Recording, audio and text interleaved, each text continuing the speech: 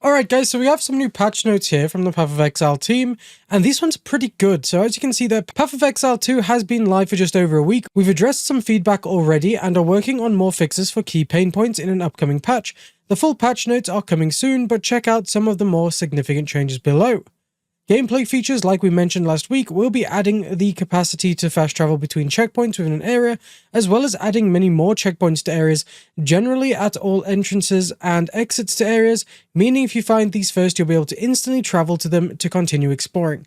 I absolutely love that because it's such a pain when I find an exit or entrance to like a different zone, and then I'm like, well, I've not really finished exploring, so I'm gonna have to come back at a later date. So this is kind of nice that we don't have to do that. We'll also be making more passive point respecking cheaper, especially at higher levels. It had a relatively aggressive curve, getting more expensive at character level. We have flattened that curve so it doesn't exponentially grow as much. This should generally result in approximately 40 to 50% less gold cost for respecking between the start and middle of endgame progression. Holy hell, that is amazing. The fact that they've basically made respecking cheaper, that is the best thing they could do. Honestly, guys, I had to respec twice in Act 3, and it used so much of my time up. It was ridiculous. Right, then we have some changes to the Trial of the Secamus. This is good because the Trials is definitely frustrating for a lot of players. Players were finding Trial of the Secamus particularly frustrating in close range, so we've reworked how honor damage scales when in close range. Thank goodness, because I was not looking forward to this while playing a melee class.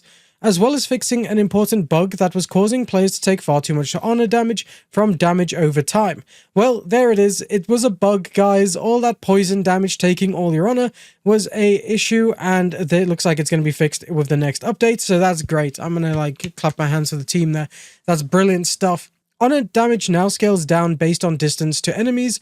When in close range, you'll take 35% less honor damage, tapering off as you are further away from monsters. So even if you're using a bow, that will like count as 35% less honor damage then, if you're actually up close, which is not awful.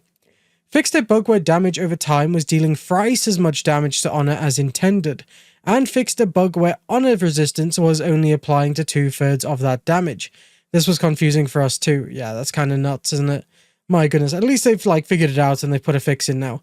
Skitter Golems no longer use basic attacks and instead now just explode. I'm not too familiar with the Skitter Golems, so I can't really talk about that one.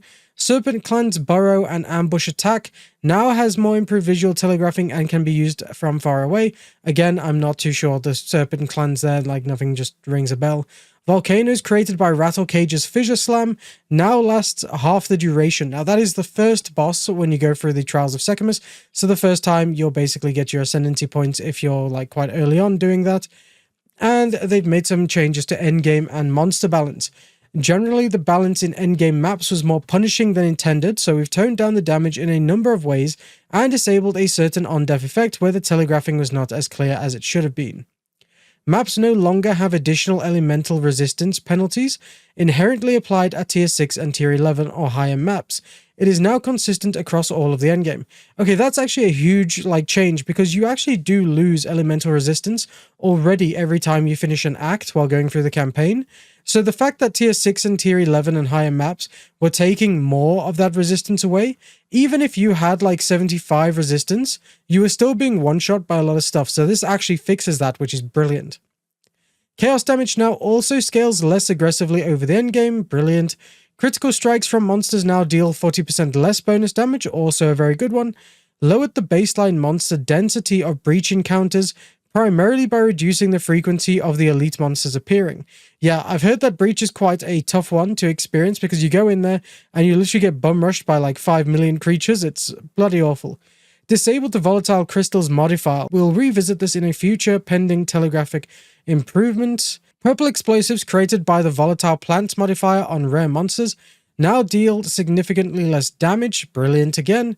The siphons flask charges modifier on monsters now drain 10 times less flask charges per second. This was unintentionally draining way too many charges. Thank Christ, the amount of times that I like to imagine this, right, as like I'm busy fighting someone and a monster is like an old grandpa and he comes along to my flask and he just sticks a straw in the top of it and he starts sucking out that straw and drinking all my health potion before I can heal. It was so annoying. It literally was awful. Even during the campaign, that siphon flask charge is a horrible modifier to find. These changes should generally result in an endgame that is much more survivable than before, and we will continue to address problematic cases as they arise. Yeah, well, that's fair. Character and item balance. We've made charm modifiers on belts substantially more common and now appear at much lower levels. The of symbolism modifier now appears from level 23 onwards, and the of inscription modifier now appears from level 64 onwards. Electrocute is now 25% harder to build up, which is a bit of a nerf, but the damage penalty has been removed from the support gem, which is actually pretty good. Added a new lightning damage and electrocute cluster to the passive tree in between the ranger and monk sections. Now that's going to be very interesting. I'd like to see how that one works out. It is now more difficult to chain freeze enemies by reducing the amount of freeze buildup applied after freeze has already been applied.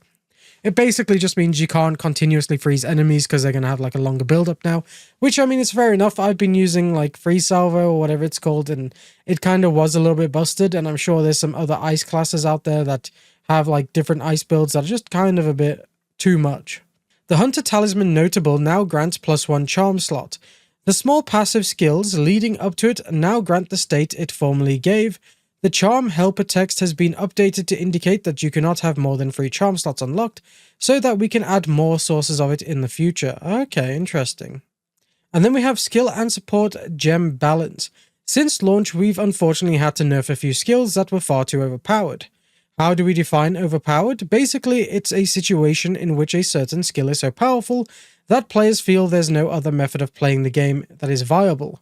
Yeah, that's fair. That's kind of like how the meta works. Like, you got to play this one, otherwise you're just not going to have a good time. So that's understandable.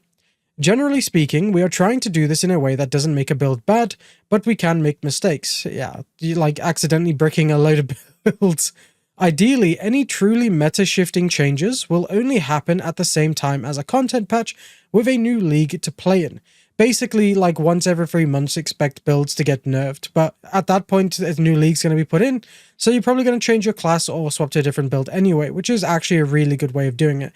I absolutely love that they only want to change like meta building stuff at the start of a new league. That's a really good way to go about it, because if you play a class that is a bit more overtuned, you can actually have fun with it, which, I mean, at the end of the day, Path of Exile 2 is a game. You're meant to have fun. So if they're not nerfing everything and taking the fun away, that's a great way of doing it. But that doesn't mean we haven't been looking at underpowered skills and support gems. We've got a number of changes planned which should improve some of these skills. The full list of changes will be in the patch notes, but here's a sample of what you can expect. Improvements to rolling slam and all shield skills in the mace section, very nice. Improvements to various bow skills, especially the skills used to generate frenzy charges. Oh, that's interesting. I'm playing a ranger right now, so I kind of want to see how that works out. Improvements to bone spells and chaos damage over time. Spells in the occult section, okay. Improvements to various crossbow skills, especially those at higher tiers. Now, I haven't played a crossbow, but I know my friend Hanmei uses like electric crossbow, and that thing just absolutely shreds, so I'd like to see how that affects his build. Improvements to some of the underachieving quartz staff abilities. I don't know much about the quartz staff, but I'm sure a lot of you will be happy about that. And alongside all of these skill gem improvements, we've also done a pass over the support gems. We've added 2 new supports and removed or lessened the penalties on many others, notably the fire, lightning, and cold exposure supports. To be fair, I did look at these and I was like, well, they kind of do seem a bit overtuned, because you could just tell that some of them were like, why would I want to use that? It's too negative at the same time, you know, for what it was actually giving you. So that's kind of good that they're looking at those supports and removing or lessening the penalties. Added the Tremors support gem, which can be used to give up to multiple more aftershocks to skills with a damage penalty. Okay. Added the Biding support gem, which can be used to give more damage to the command skills of supported minions. Very nice. The Fire Exposure, Lightning Exposure, and Cold Exposure support gems no longer penalize damage of supported skills. They now have a mana cost multiplier of 120%. That's actually not bad. The fact that you get damage in return for like basically a higher mana cost, I can accept that. I like that. I don't really mind it at all. There are also some notable nerfs to a few of the remaining overachieving skills. Skeleton Arsonist spirits cost now match the other 2 skeleton mages. This should result in a slight decrease in the number of arsonists at a higher level. Okay, fair enough. A nerf to the damage over time components on very high levels of Tornado and Vine Arrow. These were never intended to be dealing damage themselves, but more so act as a way for other skills to propagate damage. Yeah, I have seen the Vine Arrows causing quite a lot of damage. Magnetic Salvo can now only use your stuck lightning arrows as opposed to those created by your party members. Interesting. And as we wind down for the holiday season, we wanted to thank you all for our most successful launch so far. We could have not done it without all of your support. A lot of our team will begin to take in a much needed rest over the next few weeks, but we will look forward to getting back in the new year, refreshed and ready for an exciting year of development in 2025. Happy holiday, Exiles. Yeah, they do want to finish the campaign by like halfway through next year. So next year is going to be absolutely incredible. This is obviously like some brilliant patch notes because a lot of people have just got buffed. Like pretty much everyone's got buffed, especially with the changes they make to like Trials of the Secumus and endgame and monster balancing. Everyone has just been buffed because of that, and obviously a few of the other skill changes and whatnot too, which is just awesome. This isn't even the full patch notes. Let me just reiterate that. So there could be so much more cool stuff when we get the full patch notes. But for like a quick post, this is bringing hope to a lot of people, especially since a lot of people were feeling down about the game because of the nerfs and how they were bricking characters. Making it less expensive to actually respec is brilliant. Great change there, guys. You get a thumbs up for that. And every other change so far is looking great. We needed this bit of positivity before the holidays going into it, especially since the team's going to be taking some time off. And I think this is a great way to do it because now the game's going to feel a bit more of a refresh and a bit easier for a lot of players. So that's going to be great going into the holiday season.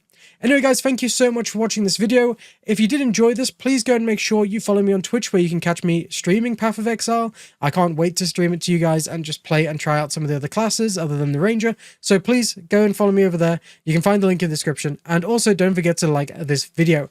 Anyway, guys, I will see you in the next Path of Exile 2 video. And I hope you have a great day.